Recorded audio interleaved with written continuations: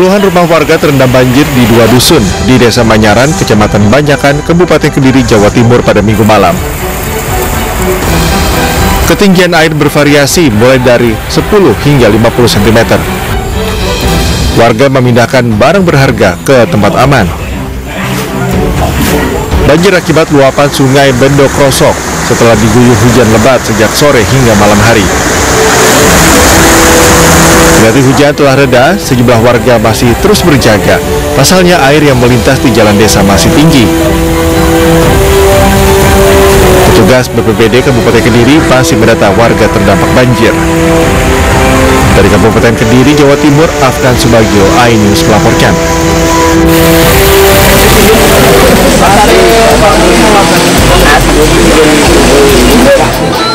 Sebuah mobil terjun bebas ke dalam jurang di Desa Tegaron, Kecamatan Banyu-Biru, Semarang, Jawa Tengah.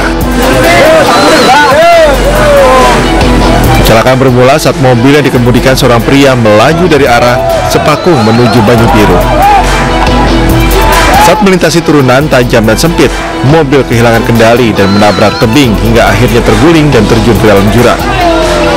Diduga sopir tak mampu menguasai kondisi medan yang baru dilaluinya.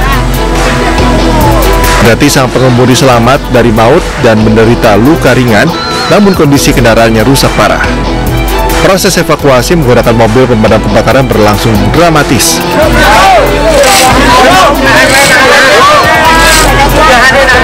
Puluhan warga bahu-membahu menarik tambang agar bisa mengangkat mobil dari mulut jurang.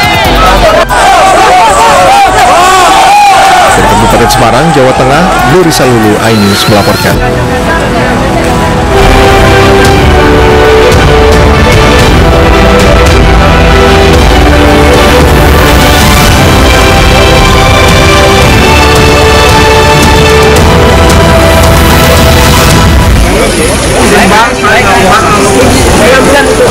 Puluhan rumah tertimbun longsor di Banjarnegara, 600 warga terpaksa mengungsi.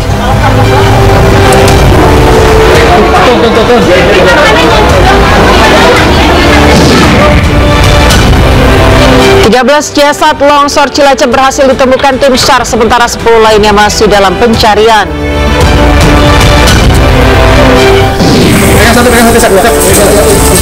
Pelajar SMP Negeri 19 Tangerang Selatan yang meninggal diduga akibat dirundung teman sekolahnya dimakamkan.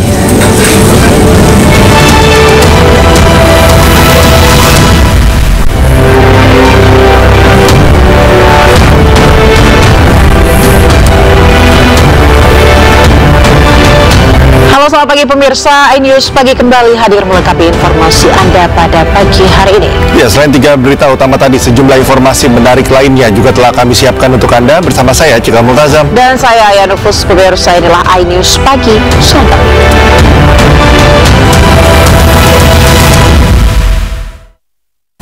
Kita ke informasi pertama pemirsa, tim evakuasi terus berupaya mencari korban tertimbun longsor di Banjarnegara, Jawa Tengah. Hingga kini lebih dari 600 warga terdampak dievakuasi ke tempat aman.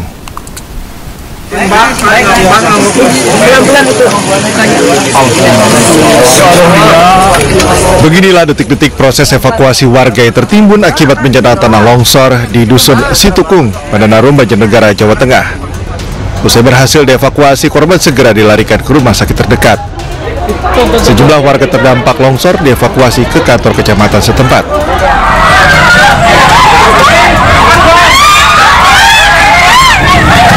Sebelumnya, material longsor yang bergerak menuju pemukiman warga menimbulkan kepanikan. Warga berlarian keluar rumah untuk menyelamatkan diri dari musibah longsor. Berdasarkan keterangan BPBD, bencana tanah longsor menimbun kurang lebih 30 rumah dan menyebabkan 3 warga mengalami luka berat dan ringan. Sementara kurang lebih 660 warga telah mengungsi di 2 lokasi, di kantor Kecamatan Pandanarum dan Gor Desa. Sampai tadi jam 20 kita yang masuk ke Kecamatan Pandanarum sudah ada 660 jiwa pengungsi, sehingga lokasi di sini sudah tidak memungkinkan, sehingga kami bagi menjadi ditambah 2 lokasi lagi, yaitu di Gor Desa Beji dan Pringambak. Warga diimbau untuk tidak mendekati lokasi kejadian antara kondisi tanah masih terus mengalami pergerakan. Pemerintah Kabupaten Banjarnegara menyatakan tanggap darurat selama 14 hari untuk kejadian longsor yang terjadi di Desa Pandanarum. Dari Banjarnegara, Jawa Tengah, Nurdin Fauzi, iNews melaporkan. Sementara itu, tim gabungan kembali menemukan 2 jenazah dan 2 potongan tubuh korban lainnya di lokasi bencana tanah longsor Cilacap, Jawa Tengah. Korban dievakuasi ke RSUD Majenang Cilacap, Jawa Tengah untuk diidentifikasi dan diserahkan ke keluarga untuk dimakamkan. Selain itu, tim SAR juga menemukan 2 potongan tubuh korban dan langsung dibawa ke rumah sakit untuk diotopsi. Tim SAR akan melanjutkan pencarian korban pada hari ini. Kami laporkan bahwa pada hari ini tim SAR gabungan telah melaksanakan pemeriksaan di tempat worksite dengan hasil pada hari ini kami menemukan 2 tambahan korban dan 2 body part. Untuk 2 body part kami langsung kirim juga ke RSUD Magelang untuk identifikasi lebih lanjut oleh tim Divian.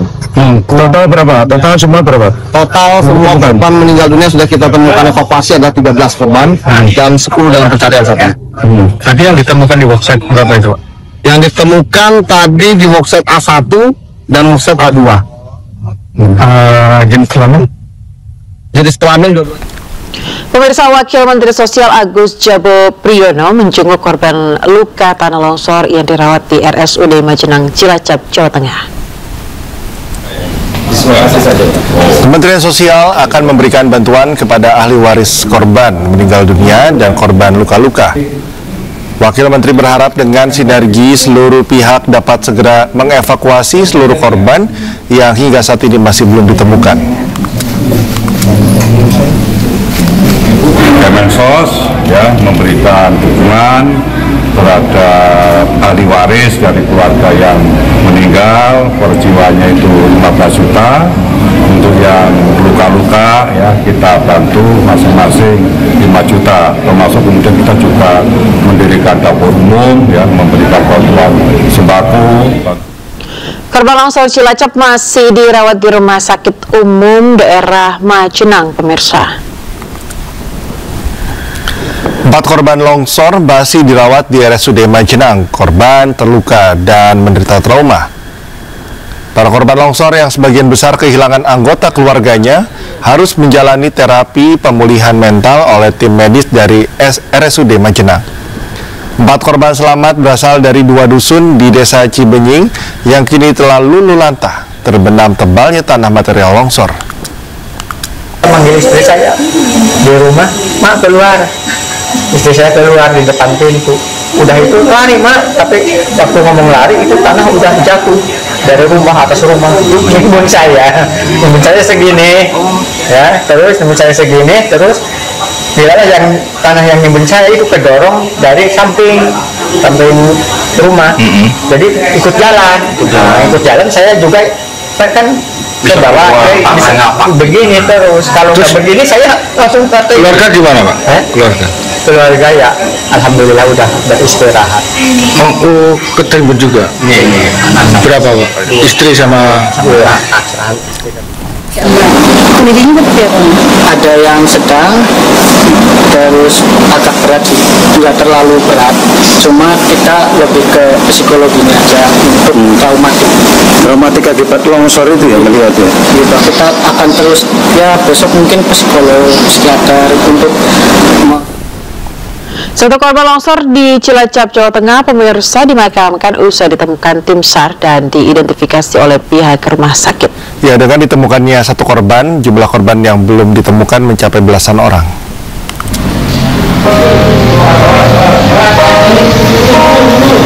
Pencarian korban tanah longsor di Desa Cibenying, Majenang, Cilacap, Jawa Tengah kembali menemukan 1 korban longsor. Usai ditemukan, jenazah korban langsung dibawa ke RSUD Majenang untuk diidentifikasi. Usai dicocokkan dengan keterangan keluarga, korban diketahui bernama Kasrina, 47 tahun. Penemuan jenazah Kasrina menyisakan kesedihan mendalam bagi keluarga korban. Pasalnya korban Kasrina tertimbun bersama suami dan kedua anaknya. Hingga kini suami dan kedua anaknya belum ditemukan dan masih dalam pencarian tim SAR gabungan. Ya, yang baru ketemu baru ibunya satu. Nah, yang 3 masih di sebelah sana. Tapi menurut informasi yang disampaikan tadi sudah ditemukan. Ya, insya Allah nanti makanya saya mohon nanti pemberangkatan dari sini langsung dimakamkan. Ya, makom keluarga. Usai diidentifikasi dan dimandikan, jenazah korban diserahkan ke keluarga untuk dimakamkan. Dengan ditemukannya 1 korban, jumlah korban yang belum ditemukan mencapai belasan orang. Hingga kini tim SAR gabungan masih melakukan pencarian di lokasi. Dari Cilacap, Jawa Tengah, Heri Susanto, iNews melaporkan. Pemirsa, bantuan untuk warga terdampak longsor Cilacap mulai berdatangan. Berbagai kebutuhan pokok dan obat-obatan sudah mulai tersedia.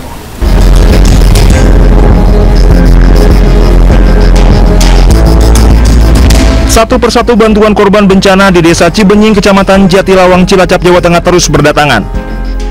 Bantuan berupa bahan makanan seperti beras, telur, minyak goreng, dan gula dikumpulkan di Aula Pendopo Balai Desa Cibenying. Kebutuhan sehari-hari, bahan pokok yang terus kebutuhan untuk selimut dan lain-lain. Berapa yang diajukan? Yang diajukan dari keseluruhan 222 warga. Selain makanan, bantuan yang sudah diterima petugas berupa peralatan untuk sehari-hari seperti selimut, baju, kaos, vitamin, dan sejumlah obat-obatan. Kalau yang sudah distribusikan memang ke para pengungsi. Para pengungsi ini ada 2 dusun, dusun Cibuyut sama dusun Tarukahan. Untuk dusun Cibuyut mengungsi di kantor balai desa ini, dan untuk Tarukahan di gedung MKSP Sandang. Bantuan rencananya akan didistribusikan kepada warga-warga yang mengungsi. Namun warga sempat meminta bantuan untuk kebutuhan anak balita dikarenakan popok dan baju anak-anak masih kurang. Dari Cilacap, Jawa Tengah, Saladin Ayubi, iNews melaporkan. Selain itu, pemirsa, Gubernur Jawa Tengah Ahmad Lutfi mengunjungi lokasi longsor di Desa Cibenying, Cilacap, Jawa Tengah. Dalam rapat koordinasi operasi SAR, Ahmad Lutfi meminta petugas SAR gabungan untuk fokus melakukan pencarian korban. Lutfi juga meminta tim SAR untuk terus memantau dan memberikan informasi terkait kondisi cuaca selama proses pencarian kepada para keluarga korban. Selain itu, tim SAR juga diminta untuk tetap siaga akan adanya potensi longsor susulan.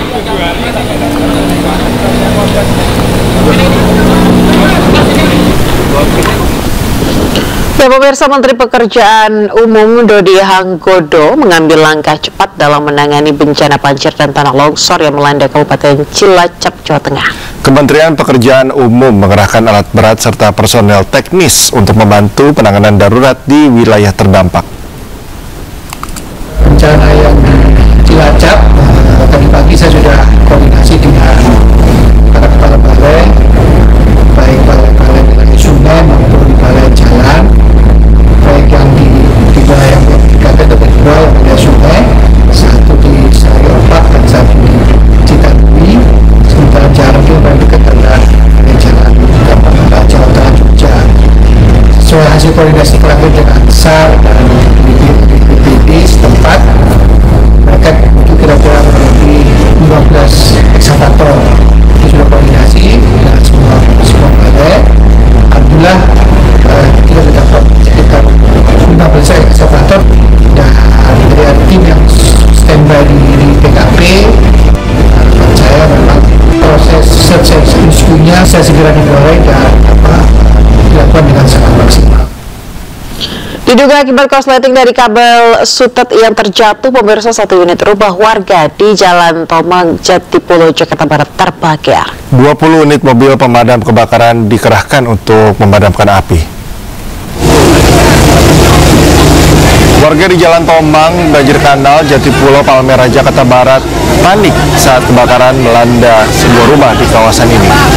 Api dengan cepat membesar dan merembet ke rumah lainnya. Banyaknya material yang mudah terbakar membuat api sulit dipadamkan. Petugas pemadam kebakaran berjibaku melakukan proses pemadaman. 20 unit mobil pemadam kebakaran dengan 100 personil dikerahkan untuk memadamkan api. Diduga kebakaran terjadi akibat korsleting dari kabel sutet yang terjatuh. Tak ada korban jiwa dalam peristiwa ini.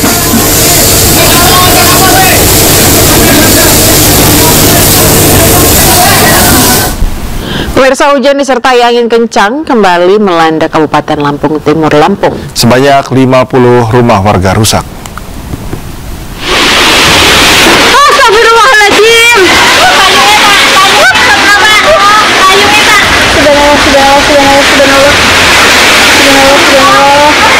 Warga merekam saat hujan turun disertai angin kencang di Kecamatan Wai, Jepara, Lampung Timur, Lampung.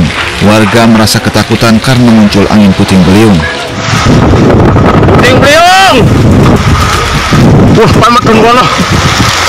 Akibat peristiwa ini dilaporkan 50 rumah warga terdampak. 8 diantaranya rusak parah. Kerugian ditaksir mencapai puluhan juta rupiah.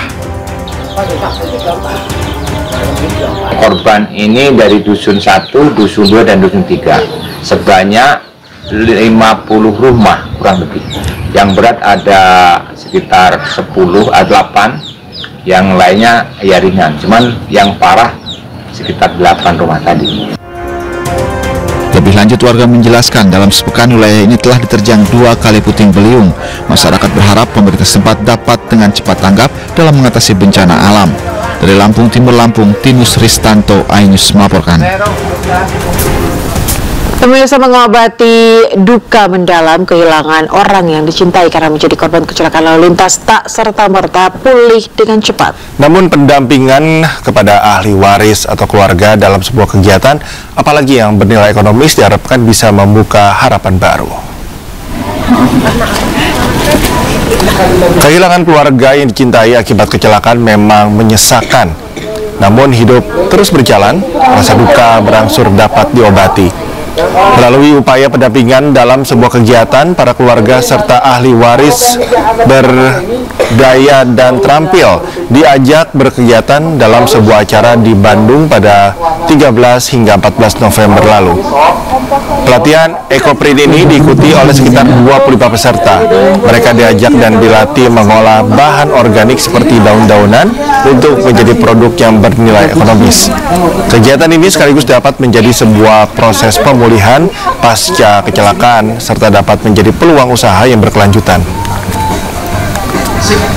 Memberikan manfaat, ya, berupaya melakukan tindakan nyata kepada ahli waris berupa kegiatan-kegiatan yang dapat membuat mereka mandiri secara ekonomi. Manfaatnya untuk kami khususnya yang ahli waris yang setelah ditinggalkan oleh keluarga itu lebih Nikita Mirzani live jualan di TikTok lewat ponsel meski sedang berada di tahanan. Informasi selengkapnya saat lagi, pemirsa, tetaplah di iNews Pagi.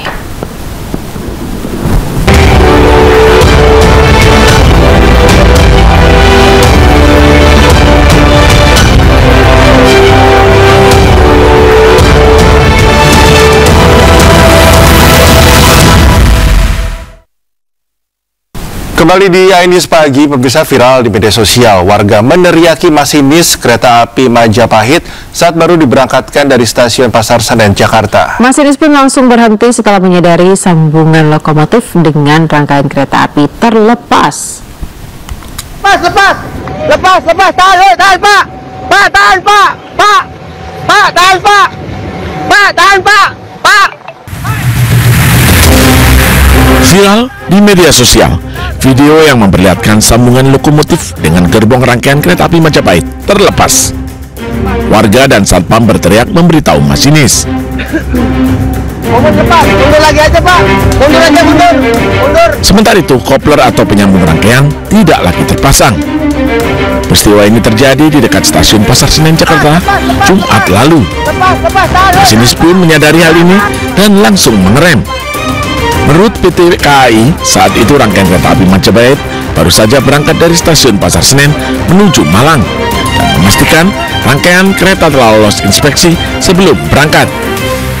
Pihak PT KAI pun meminta maaf atas keterlambatan jadwal keberangkatan kereta akibat peristiwa ini.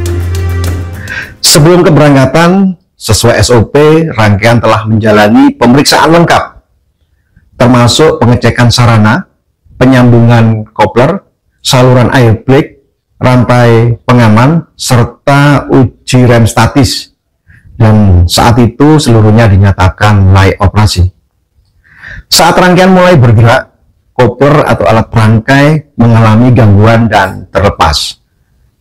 Masinis segera melakukan pengereman setelah mendapat informasi dari petugas keamanan dalam atau PKB dan sebagian warga yang melihat kejadian tersebut. Selanjutnya PT Kereta Api Daob 1 Jakarta menyampaikan permohonan maaf atas ketidaknyamanan yang terjadi dan menegaskan bahwa keselamatan serta keamanan perjalanan kereta api tetap menjadi prioritas utama.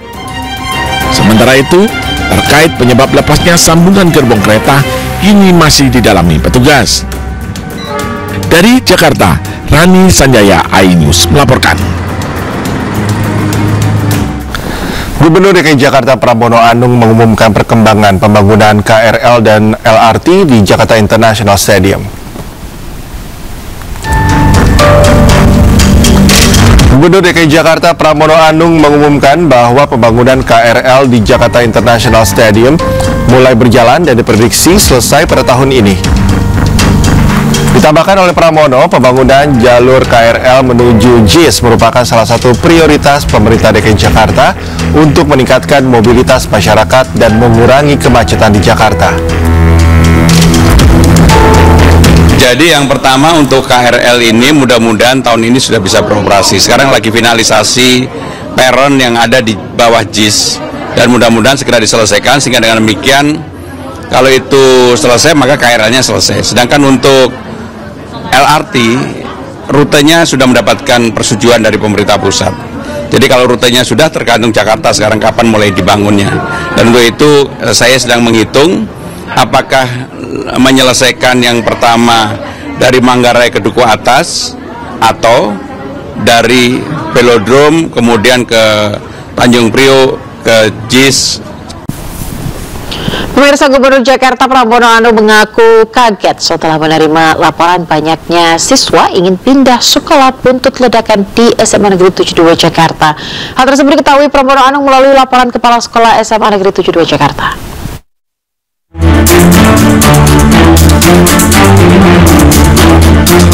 Pramono Anung mengaku kaget setelah menerima laporan yang disampaikan oleh kepala sekolah bahwa ada beberapa siswa yang trauma karena trauma minta pindah sekolah dari SMA Negeri 72 Jakarta pasca tragedi ledakan. Selanjutnya, Pramono menyerahkan sepenuhnya bagi SMA Negeri 72 untuk memberlakukan kembali kegiatan belajar mengajar. Dan pihak sekolah diharapkan dapat berdialog dengan murid dan guru untuk menentukan waktu dimulainya kegiatan belajar mengajar secara offline. Saya kemarin sudah berkomunikasi secara langsung dengan kepala sekolahnya. Mereka akan mengundang murid dan guru-gurunya untuk berdiskusi. Tetapi prinsipnya saya sampaikan kepada ibu kepala sekolah, kalau memang Senin besok sudah siap silakan dibuka. Tapi kalau belum siap jangan dipaksakan. Memang yang saya kaget, Bu Kepala Sekolah juga menyampaikan ada beberapa siswa yang trauma.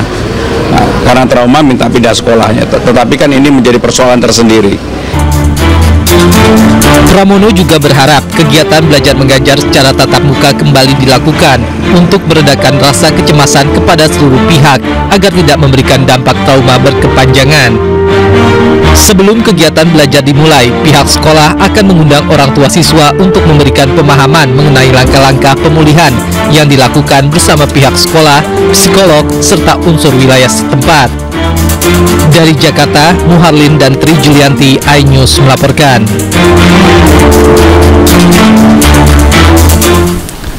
Pelajar SMP Negeri 19 Tangerang Selatan yang menjadi korban dugaan perundungan di sekolahnya dimakamkan di Serpong, Tangerang Selatan, Banten.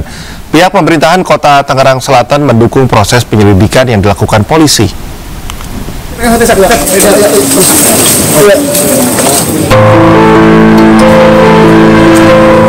Pelajar SMP Negeri 19 Tangerang Selatan Muhammad Hisham yang menjadi korban dugaan perundungan di sekolahnya dimakamkan di Serpong, Tangerang Selatan, Banten. Isak tangis keluarga, kerabat, dan pelayat pecah saat jenazah Muhammad Hisham dimakamkan. Muhammad Hisham meninggal dunia setelah menjalani perawatan di ICU Rumah Sakit Fatmawati, Jakarta Selatan. Wakil Wali Kota Tangerang Selatan, Pilar Saga Ihsan yang hadir dalam prosesi pemakaman Hisyam menegaskan komitmennya mendukung proses penyelidikan yang dilakukan aparat kepolisian. Kasus ini menjadi evaluasi serius bagi pemerintah Tangerang Selatan. Ya, saat ini kami sedang berkoordinasi ya, Dinas Pendidikan sedang berkoordinasi dengan KPAI, dan juga saya mendapatkan kabar bahwa Polres Kota Tangerang Selatan juga sedang melakukan pendalaman lebih lanjut terkait permasalahan ini. Ya, kita doakan yang terbaik. Sampai saat ini kami dari Dinas Pendidikan ya, Dinas Pendidikan selalu melakukan sosialisasi, melakukan koordinasi dengan kepala sekolah, dengan komite dan lain sebagainya, dan dewan sekolah juga, dewan pendidikan terkait bagaimana di sekolah-sekolah supaya tidak ada terjadinya perlakuan bullying terhadap siswa-siswi di sekolah. Nah, itu yang kami terus jalani. Muhammad Hisyam diduga menjadi korban kekerasan fisik oleh teman sekelasnya hingga mengalami luka serius di kepala yang kemudian membuat kondisi fisiknya terus menurun. Hisyam dirawat intensif di rumah sakit selama 1 pekan tak lama setelah proses mediasi yang dilakukan terkait dugaan pemukulan yang menimpanya. Penyebab kematiannya sendiri sudah mengetahui belum? Belum. Kita baru menanyakan. Udah bikin laporan belum polisi? Sampai saat ini kemarin kita nanya ke pihak PPA Polres, bahwasannya ini laporan itu dari KPAI, Bang. KPAI sendiri yang bikin laporan. Dari PPD PPA juga bilang, Dindik pun juga bilang katanya laporan karena viral.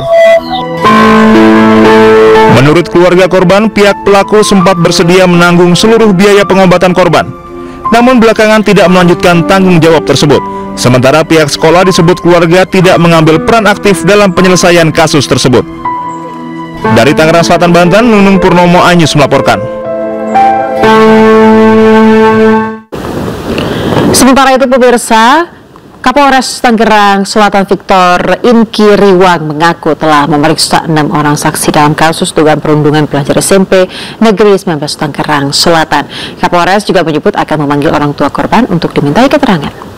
Bahwa dari awal pada saat kejadian ini memang dari pihak orang tua dan keluarga masih fokus untuk merawat korban, namun kami dari kepolisian berinisiatif untuk memulai proses penyelidikan terhadap adanya dugaan tindak pidana terkait dengan peristiwa ini. Dan hari ini kami sudah dapatkan kepastian bahwa nanti akan dijadwalkan dari pihak orang tua korban akan memberikan keterangan kepada penyelidik yang sementara menyelidiki kasus ini. Ya. Saat ini yang kami sudah periksa sudah total ada 6 orang saksi yang kita lihat, kita perkirakan mengetahui tentang adanya peristiwa dugaan tindak pidana ini. Kami juga tidak bekerja sendiri, kami dibantu oleh UPTD PPA dari pemerintah Kota Tangerang Selatan, kemudian dari pihak KPAI juga sudah bersama-sama waktu itu datang berkunjung dan melaksanakan asistensi dalam penanganan perkara ini. Dan pemirsa, berikut kita simak langkah yang perlu dilakukan orang tua untuk mendampingi anak korban bullying.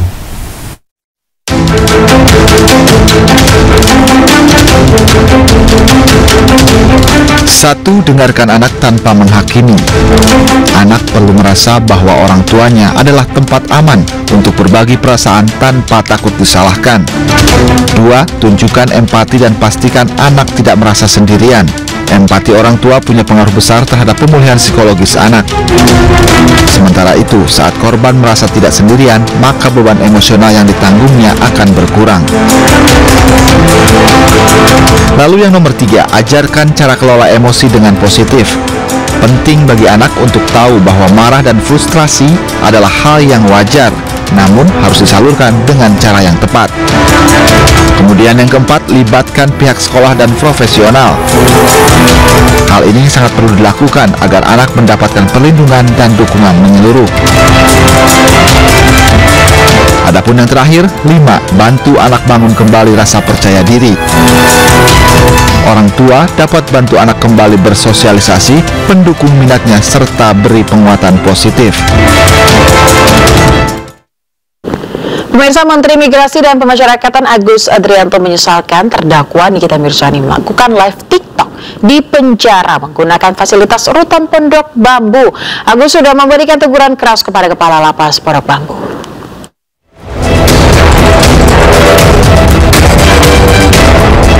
Menteri Imigrasi dan Pemasyarakatan Agus Andrianto membenarkan terdakwa Nikita Mirzani mengikuti live TikTok saat video call dengan Dr. Oki Pratama dari dalam rumah tahanan Pondok Bambu, Jakarta. Agus mengatakan pihaknya telah memberikan peringatan keras kepada Kepala Lapas Pondok Bambu terkait aksi Nikita Mirzani yang bermain live TikTok sambil berjualan di dalam rutan. Menurut Agus, Nikita memanfaatkan fasilitas umum yang memang disediakan untuk warga binaan. Namun Agus menyesalkan fasilitas tersebut digunakan untuk keperluan yang tidak semestinya. Kalapasnya, tapi dia menggunakan fasilitas umum di sana. Cuman kita tidak menyangka yang bersangkutan menggunakan itu. Tapi saya peringatkan kepada Pak Kalapas untuk mengawasi, walaupun pada saat yang bersangkutan menggunakan fasilitas umum yang ada di sana. Memang ada fasilitas umum yang disediakan untuk warga binaan pemasyarakatan. Kita kan melarang mereka menggunakan HP di dalam lapas. Oleh karena itu tugas kita, kewajiban kita untuk menyediakan fasilitas umum kepada mereka. Memang pemakaiannya bergantian. Jadi memang ada di sana disiapkan begitu. Oke? Yang teguran itu kembali. Ya, teguran saya sampaikan kepada Kalapas bahwa walaupun yang bersangkutan menggunakan fasilitas umum tetap diawasi dan saya minta itu tidak terjadi lagi. Cuman kalau kejadiannya dia di luar lapas, kami mohon maaf ya. Akhirnya di luar lapas saya sudah peringatkan Kalapasnya untuk pengawasan kepada yang bersangkutan. Agus menegaskan penggunaan telepon genggam di dalam lapas tetap dilarang. Ia meminta Kalapas Pondok Bambu memperketat pengawasan agar insiden serupa tidak terulang. Dari Jakarta, Bagus Prasetya Adi, Yudi Richard Anyus melaporkan. Kita ke informasi kasus tudingan ijazah palsu Jokowi. Roy Suryo, Rismon Sianipar, dan Dr. Tifa untuk sementara bisa bernapas lega. Setelah ditetapkan sebagai tersangka dan diperiksa Polda Metro Jaya, ketiganya tidak langsung ditahan dengan alasan mengajukan saksi dan ahli yang meringankan.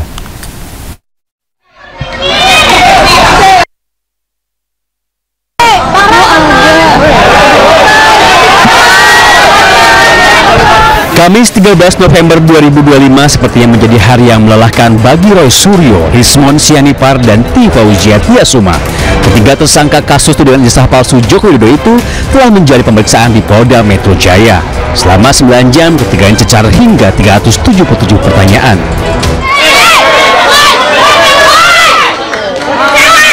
Sekitar pukul 20 malam, Roy Suryo CS akhirnya keluar ruangan pemeriksaan dan diperbolehkan pulang alias tidak ditahan. Polisi mengatakan pemeriksaan pertama ini tidak berujung penahanan lantaran ketiganya mengajukan saksi dan ahli yang meringankan.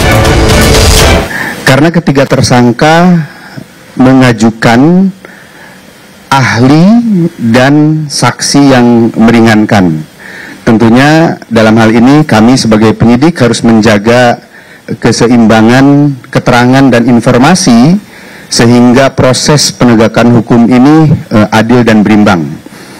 Kami akan melakukan konfirmasi dan pemeriksaan terhadap saksi yang diajukan, saksi yang meringankan, begitupun juga terhadap ahli yang meringankan atas permintaan atau permohonan para tersangka. Hingga kini Roy Suryo CS maupun pihak penyidik belum membeberkan siapa yang dijadikan saksi dan ahli hingga membebaskan ketiganya dari penahanan. Sebelumnya, Polda Metro Jaya menetapkan 8 orang tersangka dalam kasus tudingan ijazah palsu Joko Widodo dan dibagi ke dalam 2 klaster. Tim Liputan Ainus melaporkan. Ya, pemirsa, Dr. Tifa menduga ada dugaan kriminalisasi dalam penetapan 8 tersangka dalam kasus ijazah Jokowi di Polda Metro Jaya. Para tersangka disebut telah memanipulasi ijazah Presiden ke-7 Republik Indonesia tersebut.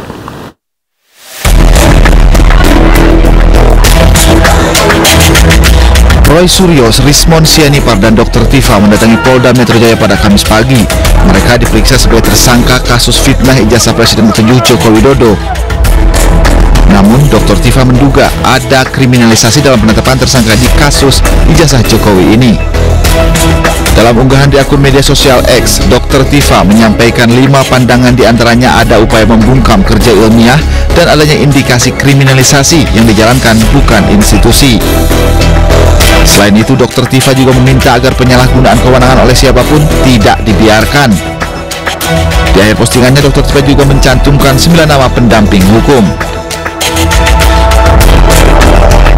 Sebelumnya, Polda Metro Jaya menetapkan Dr. Tifa dan kawan-kawan menjadi tersangka dalam kasus ijazah Jokowi. Total ada 8 tersangka dan dibagi ke dalam 2 klaster. Tim Liputan iNews melaporkan. Informasi selanjutnya, pemirsa, Menteri Keuangan Purbaya Yudisadewa optimistis pertumbuhan ekonomi Indonesia di 2026 melesat. Ia memperkirakan pertumbuhan ekonomi Indonesia tahun depan mencapai 6%. Purbaya menilai ada tren positif dari pertumbuhan ekonomi Indonesia. Ia juga menyinggung pertumbuhan ekonomi di kuartal 4 2025 berkisar antara 5,6 hingga 5,7%. Sebelumnya, Purbaya menilai pertumbuhan ekonomi ini didorong oleh permintaan domestik yang kuat, investasi yang memadai, dan optimalisasi belanja pemerintah.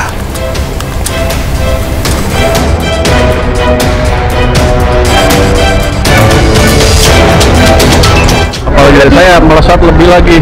Saya sih kira-kira di triwulan keempat ekonomi bisa tumbuh 5,5%, mungkin 5,6, 5,7. Yang penting apa? Tadinya kan turun ke bawah, kita sudah balik ke sana, ke arah yang lebih cepat lagi. Tahun depan saya harapkan saya perkirakan akan tumbuh lebih cepat lagi, mungkin di kisaran 6%. Jadi kelihatannya kalau kebijakan yang sekarang dijalankan terus dengan baik, kita berada di arah yang benar. Pemirsa, Belanda dan Amerika Serikat menolak kiriman sepatu kets buatan Indonesia yang terkontaminasi zat berbahaya radioaktif cesium-137. Petugas Bapeten langsung melakukan dekontaminasi terhadap 24 pabrik di Cikande, Serang, Banten.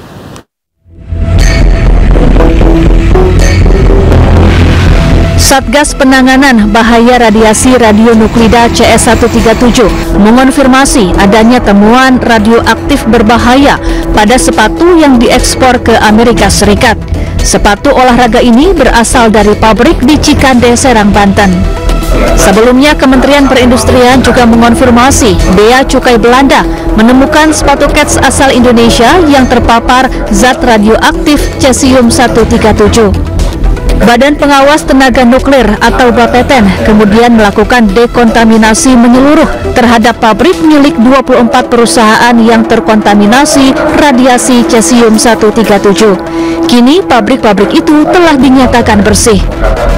Terkait dengan informasi yang beredar mengenai daftar fasilitas industri yang terkontaminasi cesium-137, seperti yang sudah kami sampaikan sebelumnya, bahwa semua fasilitas tersebut telah dilakukan dekontaminasi dan dinyatakan clear and clean. Semuanya ya, sudah saya tegaskan beberapa kali di sini. Dalam kadar ringan, memakai sepatu terpapar radioaktif bisa mengakibatkan iritasi kulit. Sementara dalam paparan jumlah besar dan berulang, bisa menimbulkan luka bakar hingga meningkatkan risiko penyakit kanker. Dari Jakarta, Rani Sanjaya, iNews melaporkan.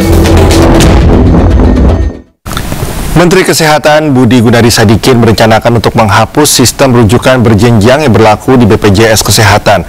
Jika sebelumnya harus melalui rujukan berjenjang agar bisa dilayani, maka diubah menjadi berbasis kompetensi.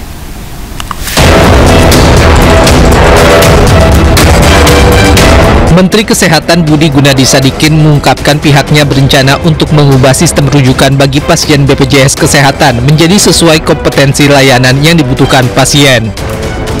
Melalui sistem baru yang berbasis kompetensi rumah sakit ini, pasien akan langsung ke rumah sakit tanpa rujukan dari Vaskes 1 seperti puskesmas atau klinik. Aturan baru ini bertujuan agar pasien tidak perlu bolak-balik antar rumah sakit untuk mendapatkan penanganan.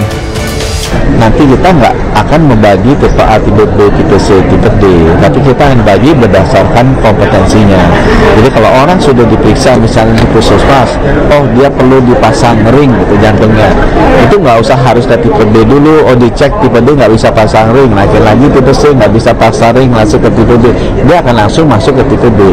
Jadi buat pasien akan jauh lebih cepat prosesnya. Anyway dia akan masuk ke tipe D kan, justru akan mengurangi antrian pasien di tipe D dan tipe C karena nggak usah menjalani 3 rumah sakit, dia langsung ke rumah sakit.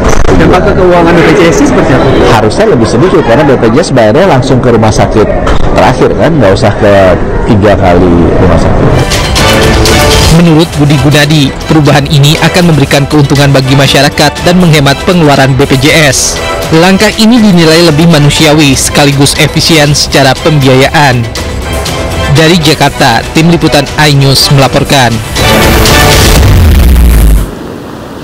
Pemirsa, ratusan warga Banjarmasin antusias mengikuti terapi sel generatif dalam rangka Hari Kesehatan Nasional. Terapi yang biasanya bernilai jutaan rupiah ini diberikan secara cuma-cuma. Terapi sel generatif diklaim dapat membantu memperbaiki dan meregenerasi jaringan tubuh yang rusak. Dalam kegiatan sosial ini, penderita penyakit kronis seperti diabetes, stroke hingga autoimun mendapat pengobatan langsung secara gratis. Bakti sosial tersebut sekaligus mencatatkan rekor muri sebagai pemberian terapi sel generatif gratis terbanyak di Indonesia.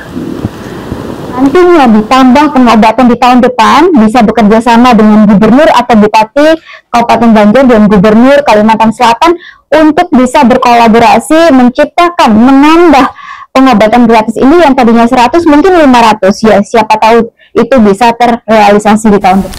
Pemirsa, ribuan warga dari berbagai daerah di sekitar kota Kediri, Jawa Timur mengikuti fun run 3 km dan 5 km. Dalam kegiatan ini juga diselenggarakan bakti sosial kesehatan gratis untuk masyarakat.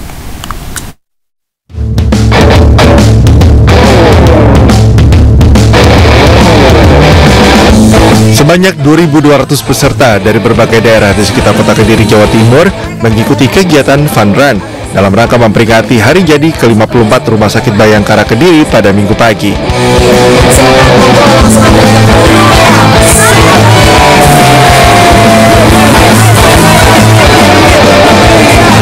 Dengan fun run ini, Rumah Sakit Bayangkara Kediri mengajak seluruh lapisan masyarakat untuk senantiasa menjaga kesehatan dengan rutin menjalankan olahraga. Mengambil titik start dan finish di Tirtoyoso Park, Kota Kediri, panitia menyediakan berbagai door prize menarik dengan hadiah utama sepeda motor.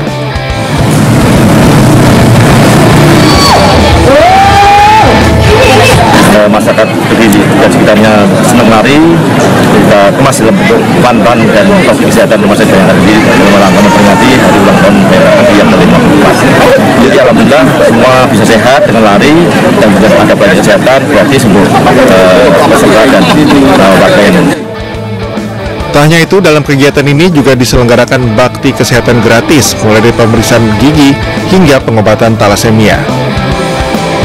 Kegiatan ini juga menjadi ajang kebersamaan sekaligus sarana mempererat tali silaturahmi persaudaraan antar masyarakat dan Rumah Sakit Bayangkara Kediri. Tim Liputan iNews melaporkan. Ya pemirsa, apresiasi diberikan kepada desa yang sukses menyalurkan informasi kepada masyarakat. Di era digital, pemirsa, penyaluran informasi program pemerintah dilakukan dengan cara kreatif.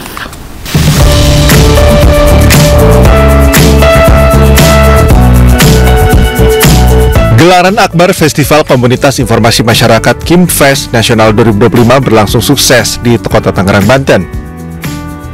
Pada puncak malam penanugerahan KIMFest 2025, Kim Tangguh, Kelurahan Mantaos, Kecamatan Banjarbaru Utara, Banjarbaru, Kalimantan Selatan, berhasil mengukir prestasi gemilang dengan menyabet gelar Komunitas Informasi Terkreatif 2025. Selain berhasil menyabet gelar Kim Terkreatif, delegasi Kalimantan Selatan juga menampilkan pertunjukan budaya berupa tarian kreasi Gentur Baramean khas masyarakat Dayak Halong, Kabupaten Balangan untuk menghibur para pengunjung KIMFest 2025. Kenapa kita harus ikut KIM Festival? Kita ini kan ingin mendorong teman-teman KIM yang ada di kelurahan atau desa itu tetap bersemangat untuk menyebarkan informasi tentang program dan kegiatan dari pemerintah ya, karena mereka memang kita jadikan perpanjangan tangan untuk diseminasi informasi komunikasi publiknya pemerintah. Nah, jadi harus ada stimulus-stimulus bagi mereka supaya mereka itu tetap semangat untuk melakukan diseminasi informasi, itu salah satunya dan melalui penghargaan seperti ini, melalui kompetisi. KIM Fest Nasional 2025 dihadiri delegasi dari sejumlah provinsi lainnya seperti Jambi, Yogyakarta, Kalimantan Tengah, Kalimantan Timur, Jawa Barat, Jawa Timur, dan tentu saja Banten sebagai tuan rumah. Direktur Jenderal Komunikasi Publik dan Media Komdigi, Vivi Alinda Yahya, menyampaikan bahwa KIM Fest tidak hanya membahas program digitalisasi, namun juga menyediakan pertukaran informasi antar daerah. Dari Tangerang, Banten, Sukron iNews melaporkan. Pemirsa, laga persahabatan digelar antara timnas Palestina melawan Basque Country di Stadion San Mames, Bilbao, Spanyol pada Sabtu waktu setempat. Hasil penjualan tiket laga tersebut disumbangkan untuk organisasi kemanusiaan di Gaza.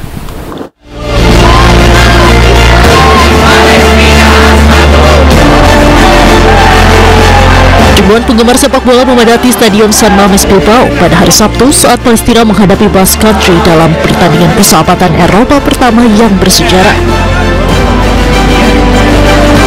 Rekaman menunjukkan para pendukung kedua belah pihak mengenakan atribut tim masing-masing, kemudian membentangkan bendera, meneriakkan yel-yel dan menyalakan suara asap saat bus tim tiba di lokasi.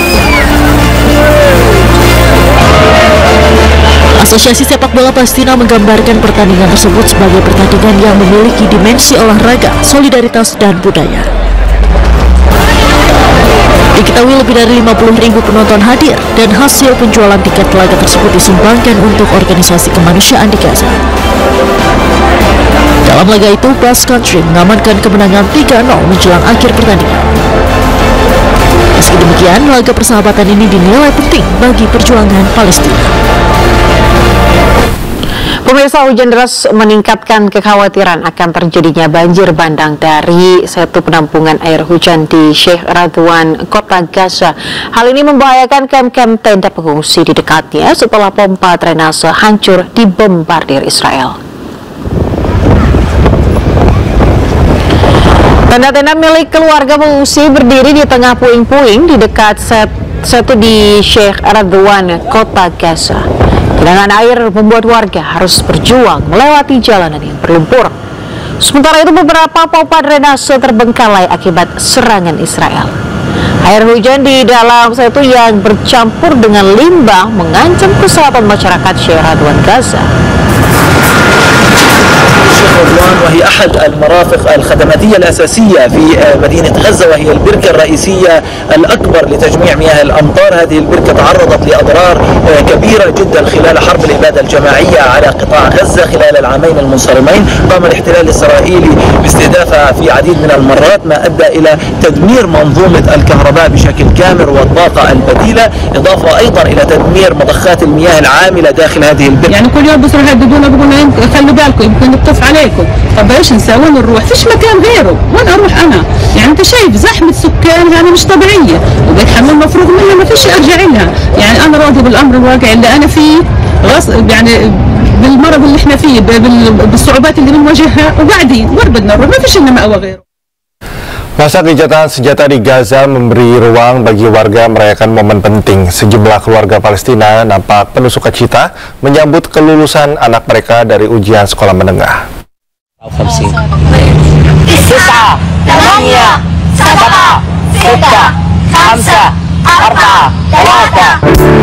Rona bahagia terpancar dari sejumlah keluarga Gaza yang tengah merayakan kelulusan putri mereka dari ujian taujihi atau sekolah menengah. Meski kondisi di Gaza Palestina belum sepenuhnya pulih, suasana hangat terlihat pada perayaan sederhana tersebut. Para orang tua terlihat bangga memeluk anak mereka, sementara para kerabat turut memberi ucapan selamat. Meski tidak dengan pesta besar, namun perayaan sederhana penuh haru dan tawa cukup membuat momen ini terasa spesial. Para siswa pun menyampaikan rasa syukur mereka karena karena bisa menyelesaikan ujian di tengah situasi yang berubah-ubah di Gaza selama beberapa bulan terakhir. Gencatan senjata yang tengah berlangsung kini membuat mereka bisa merayakan keberhasilan dengan lebih tenang. Perayaan kecil dari 3 keluarga ini menunjukkan semangat, optimisme, serta harapan warga Gaza terhadap masa depan generasi muda mereka.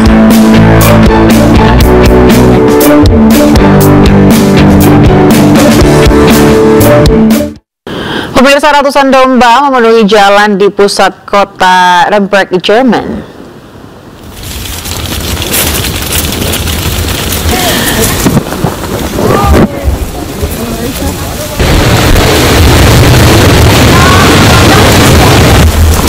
Ya, pemirsa, fenomena menarik terjadi di kota Nuremberg, Jerman ketika ratusan kawanan domba berbaris di jalan. Dan pasti domba ini merupakan tontonan populer yang terjadi setiap tahun menjelang musim dingin tiba. Hal ini juga menarik para wisatawan yang berhenti sejenak untuk melihat aksi kawanan domba. Ratusan domba ini merupakan milik peternak yang digembalakan untuk memelihara di padang rumput dan ruang hijau di seluruh kota. Domba-domba ini akan berjalan menempuh jarak 10 km dengan melewati beberapa tempat seperti alun-alun kota hingga pusat pasar rakyat. Nuremberg adalah satu-satunya kota di Jerman yang di mana ratusan domba diberdayakan untuk menjaga kualitas ruang hijau kota. Hijau sind natürlich wichtig für die Landschaftspflege, für die Artenvielfalt, für die Biodiversität. Natürlich ist auch mit eins der Sebuah angkot yang tengah mengangkut penumpang terbalik usai dihantam minibus di Sukabumi, Jawa Barat. Informasi selengkapnya kami hadirkan usai jeda. Tetaplah di Anies Pagi.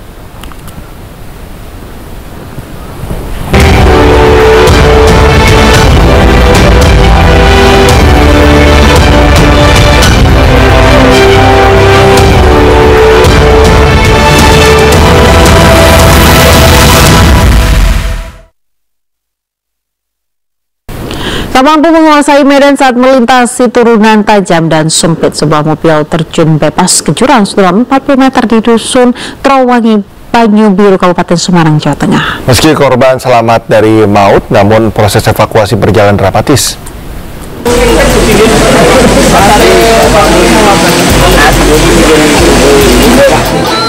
Sebuah mobil terjun bebas ke dalam jurang di Desa Tegaron, Kecamatan Banyu Biru, Semarang, Jawa Tengah. Kecelakaan bermula saat mobil yang dikemudikan seorang pria melaju dari arah Sepakung menuju Banyu Biru. Saat melintasi turunan tajam dan sempit, mobil kehilangan kendali dan menabrak tebing hingga akhirnya terguling dan terjun ke dalam jurang. Diduga sopir tak mampu menguasai kondisi medan yang baru dilaluinya. Berarti sang pengemudi selamat dari maut dan menderita luka ringan, namun kondisi kendaraannya rusak parah. Proses evakuasi menggunakan mobil pemadam kebakaran berlangsung dramatis.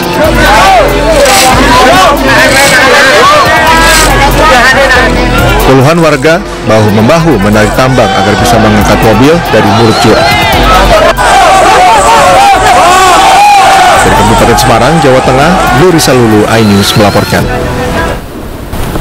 Pemirsa, tempat pembuatan deterjen rumah tangga palsu beromset miliaran rupiah di Kota Bekasi, Jawa Barat digerebek polisi. Polisi mengamankan sejumlah produk merek ternama yang dipalsukan.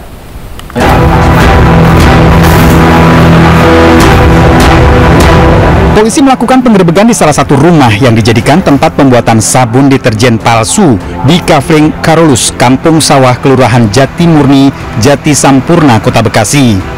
Penggerebekan dilakukan usai adanya laporan dari konsumen terkait pembuatan sabun deterjen palsu berbagai merek terkenal. Sejumlah pekerja melakukan pembuatan deterjen palsu dan melakukan pengepakan sabun deterjen ke dalam jerigen dan kemasan dan siap dijual secara online. Polisi menangkap seorang wanita pemilik home industry serta puluhan karyawan. Pelaku awal mulanya memang pernah membuat sendiri, tapi karena tidak ada merek, jadi tidak laku dan juga kemudian di-blacklist oleh penjualan online tersebut. Ya, saya tahu saya tuh selama ini dia di sini itu yang ada itu sablon. Masalah sablon. Sama alat-alat komputer beli online. Tersangka terancam hukuman 5 tahun penjara. Dari Bekasi, Jawa Barat, Rahmat Hidayat, iNews melaporkan. Informasi kebakaran pemirsa, di mana kali ini kebakaran hebat melanda pemukiman padat penduduk di kawasan Karet Tengsin, Tanah Abang, Jakarta Pusat.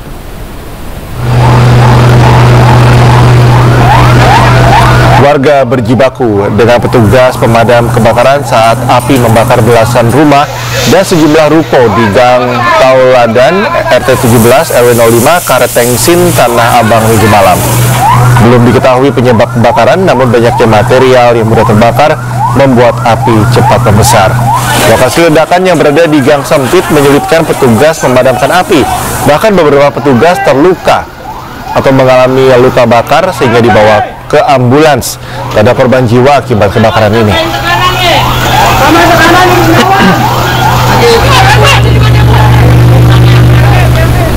Diguyur hujan deras, puluhan rumah Kabupaten Kediri, Jawa Timur terendam banjir. Ya, banjir bervariasi mulai dari 10 hingga 50 cm.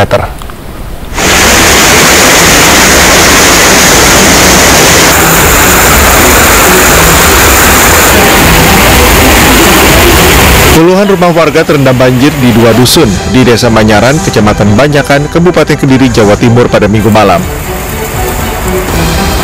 Ketinggian air bervariasi mulai dari 10 hingga 50 cm. Warga memindahkan barang berharga ke tempat aman. Banjir akibat luapan sungai Bendo Krosok setelah diguyur hujan lebat sejak sore hingga malam hari. Kendati hujan telah reda, sejumlah warga masih terus berjaga. Pasalnya air yang melintas di jalan desa masih tinggi. Petugas BPBD Kabupaten Kediri masih mendata warga terdampak banjir. Dari Kabupaten Kediri, Jawa Timur, Afgan Subagio, iNews melaporkan.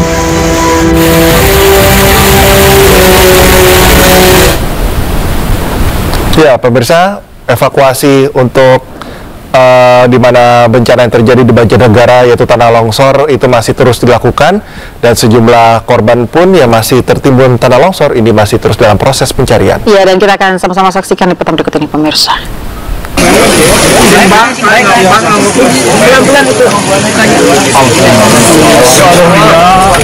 Beginilah detik-detik proses evakuasi warga yang tertimbun akibat bencana tanah longsor di Dusun Situkung, Pandanarum, Banjarnegara, Jawa Tengah. Usai berhasil dievakuasi, korban segera dilarikan ke rumah sakit terdekat. Sejumlah warga terdampak longsor dievakuasi ke kantor kecamatan setempat.